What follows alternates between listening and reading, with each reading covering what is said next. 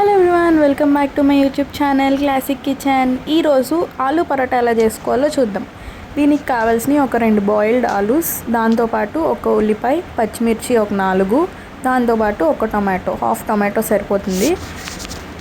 ఇప్పుడు ఇదంతా ఒకసారి అంతా స్మాష్ చేసేసుకుని లైట్గా ఆయిల్ పోసుకుని దాంట్లో గరం మసాలా, ఉప్పు, కారం, ధనియా పౌడర్, పసుపు ఇవన్నీ వేసుకొని ఒకసారి మిక్స్ చేసేసుకుని జస్ట్ ఒక 2 minutes స్టవ్ మీద పెడితే చాలు.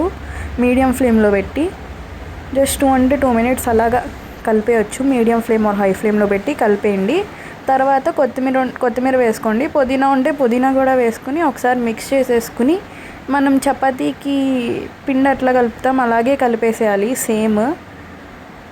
ఇట్లా కలిపేసిన తర్వాత దానికి చిన్న గుంటలా పెట్టుకుని ఈ స్టఫింగ్ అంతా కొంచెం వేసుకోవాలి. ఎక్కువ వేసుకుంటే బయటకు వచ్చేస్తుంది, అందుకే కొంచెం స్టఫింగ్ వేసుకుని అట్లాగా చేసుకోవాలన్నమాట. రోల్ లాగా బాల్ చేసేసుకోవాలి. తర్వాత ఇప్పుడు మంచిగా రోలర్ ఉంటుంది కదా, దాంతో రోల్ చేసేసుకోవాలి. సేమ్ చపాతీలానే గట్టిగా రోల్ చేస్తే పిన్ అంతా బయటకు వస్తుంది అనమాట, అంటే లోపల పెట్టిన స్టఫింగ్ అంతా బయటకు వచ్చేస్తుంది.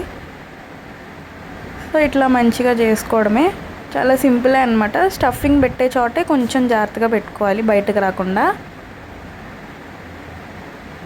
చూసారు కదా, ఈ విధంగా ఒకసారి 1 side కాలిన తర్వాత తిప్పి అప్పుడు ఆయిల్ వేసుకోవడమే. సేమ్ చపాతీలానే ఇంకా కాల్చడం అంతా చపాతీ చేసుకున్నట్టే. చూసారు కదా, అంతే. ఇట్లాగే సింపుల్గా ఆలు పరాటా చేసేసుకోవచ్చు. సో మీకు కనుక ఈ వీడియో నచ్చినట్లయితే లైక్, షేర్ అండ్ సబ్స్క్రైబ్. కింద ఒక బెల్ బటన్ ఉంటుంది అనమాట, బెల్ ఐకాన్ ఉంటుంది. అది క్లిక్ చేస్తే నేను వీడియో పెట్టిన వెంటనే నోటిఫికేషన్స్ అన్నీ మీకు వచ్చేస్తాయి వెంటనే. సో మా వీడియో కనుక మీకు నచ్చినట్లయితే please like, share and subscribe. Thank you for watching.